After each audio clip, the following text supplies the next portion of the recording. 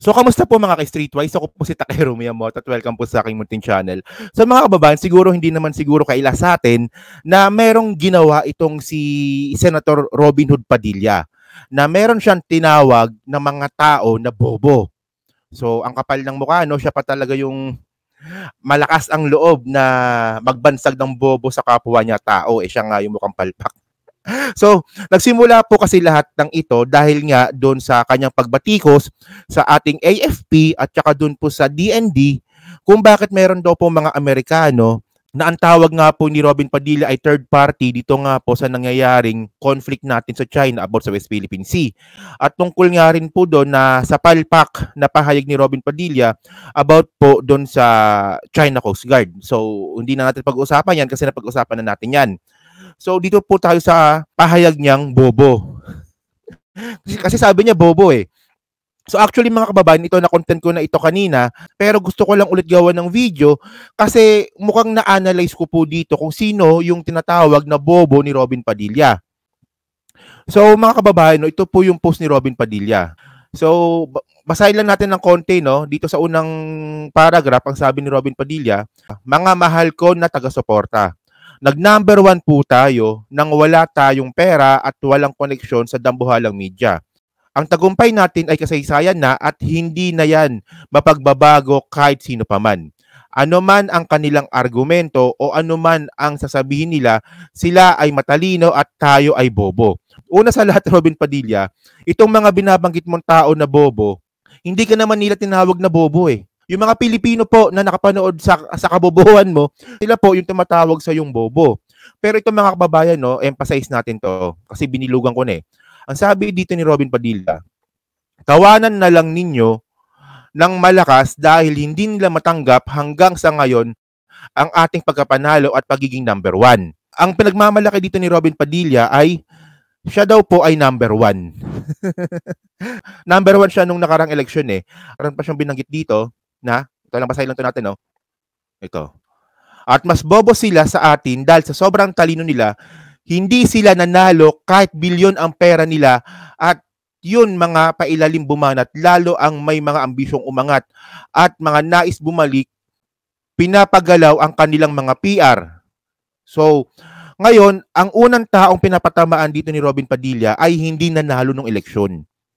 Okay, so ayan ang unang clue. Hindi nanalo nung eleksyon.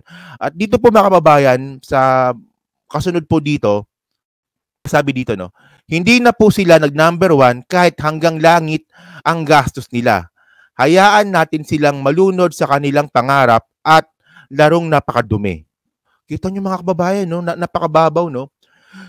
So ngayon mga kababayan, no, makikita natin dito sa statement nga po ni Robin Padilla na ang tinawag niya nga pong bobo ay una, hindi nanalo ng eleksyon at pangalawa, hindi nag-number 1 ng eleksyon. So medyo kabobohan din to Robin Padilla, no, kasi hindi naman po kasi nakikipaglaro ng madumi itong mga taong binabanggit mo. So ngayon mga kababayan, kasi sa palagay ko ang binabanggit dito ni Robin Padilla at sa tingin ko rin ay mag-agree kayo na ang taong binabanggit dito ni Robin Padilla ay yung mga kumandidato nung eleksyon sa senador nung 2022. Kasi dalawang tao yung pinapatamaan niya dito eh. Yung isa hindi nanalo at yung isa hindi nag-number 1. So mga kababayan, balikan po natin, no. Ito basahin natin to, no. Ito post lang naman ito sa isang vlogger, no. Sabi ng Go Philippines. Okay. Robin Padilla hindi kinampihan na soplak pa ni Zubiri at Teodoro. Yan. Kasi mga kababayan po, no, ito pong dalawang tao po na to, Senate President Miguel Zubiri at saka si Gibo Teodoro, silang dalawa po talaga yung nag-debunk kay Robin Padilla doon nga po sa sinabi niya kabobohan. Hindi na natin piplay po yung video dito kasi sobrang viral na ng video ni Robin Padilla at napanood nyo na po yan. At ako naniniwala po ako na kaya po kayo nandito po sa video na to kasi aware po kayo doon sa video na nag-viral na nakatangahan at kabobohan ni Robin Padilla. So ngayon mga kababayan, so balikan po natin yung post nga ni Robin Padilla na meron siyang binabanggit dito na dalawang tao. So una, hindi nanalo at pangalawa, hindi nag-number 1. At mga kababayan, kung babalikan po natin yung eleksyon, ito yan. So ito nga po yung pinagmamalaki nga ni Robin Padilla na number 1 daw po siya nung eleksyon. So PDP laban pala talaga siya, no? Yan, number 1. At dito po natin makikita yung pangalan din po ni Senate President Juan Miguel Zubiri. Siya po ay number 8. Yan, number 8. So ako po mga kababayan, naniniwala po ako na ang pinapatamaan po ni Robin Padilla na bobo ay si Miguel Zubiri at saka si Gibo Teodoro. Kasi nga po si Miguel Zubiri hindi nag-number 1 at saka si Gibo Teodoro po ay hindi po nanalo kasi number 15 lang po siya. Yan. Di ba? And then ito pa yung malupit dito. Asa hindi lang po nakagets kasi po tinawag po talagang bobo ni Robin Padilla yan 2 tao na yan. Kasi dito makita naman natin dito sa post niya at mas bobo sila sa atin dahil sa sobrang talino nila, hindi sila nanalo kahit bilyon ang pera nila at yun ang mga pailalim bumanat, lalo ang may mga ambisyong umangat at nais bumalik na pinapagalaw ang kanilang PR, huwag kayong mabahala sa kanila. So ito, yung word na mas bobo sila. Ewan ko ba dito kay Robin? And then, ito pa. Okay. Kasi nga po mga kababayan, no, alam naman po natin na sobrang laking damage po talaga sa pride sa pride ni Robin Padilla, itong pagsagot nga po ni Secretary Gibo Teodoro at saka ni Juan Miguel Zubiri. Kasi itong mga kababayan, basahin natin to, no? So, with US after Padilla flag too much dependence. Yan. So, sinagot po siya ni Gibo Teodoro dito.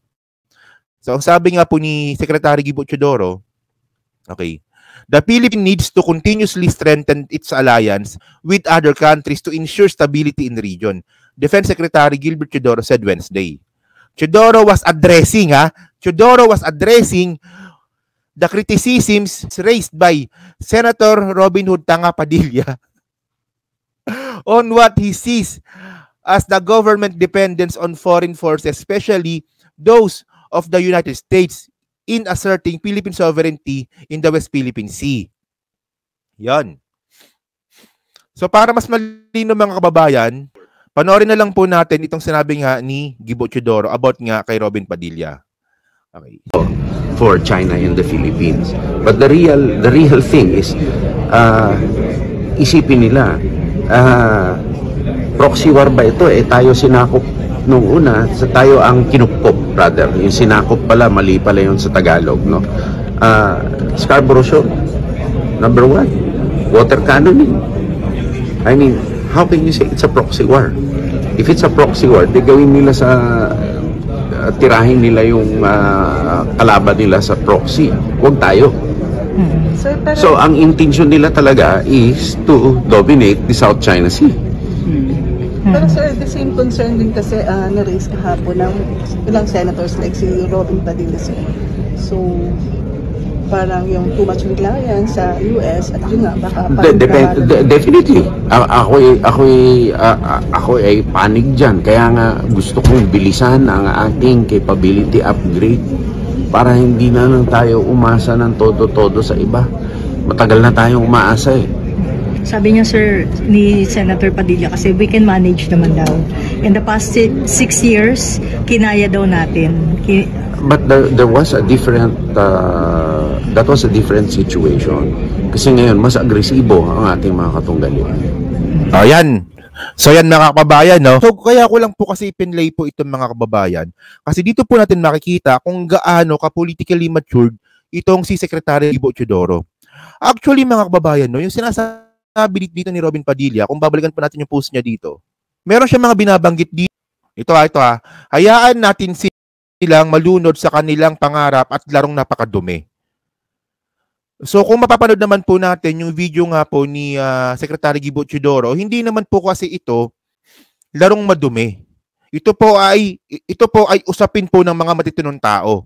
Pero yung way nga po na magsalita or response ni Robin Padilla, ito po ay isang response po ng isang batang napipikon. Hindi nga mga kababayan, kasi ito lang yung punto ko dito mga kababayan, no. Ang pinakaayoko po talaga sa politiko yung nagpaparinig. Sa totoo lang. Kunwari, pag ang isang politiko or isang elected officials, nagpaparinig sa kapwa niya elected officials or politiko din, para sa akin, it's a no. Kung meron kayong mensahe na gustong sabihin sa kapwa nila politicians or public servants or whatsoever, sabihin nila yung pangalan. I-pinpoint nila at wag po sila magpaparinig kasi po sobrang childish nun, sobrang isip bata. Well, ito sinasabi ni Robin Padilla, matapang daw siya, bla bla bla. So, pangalanan mo kung sino yung mga taong binabanggit mong bobo.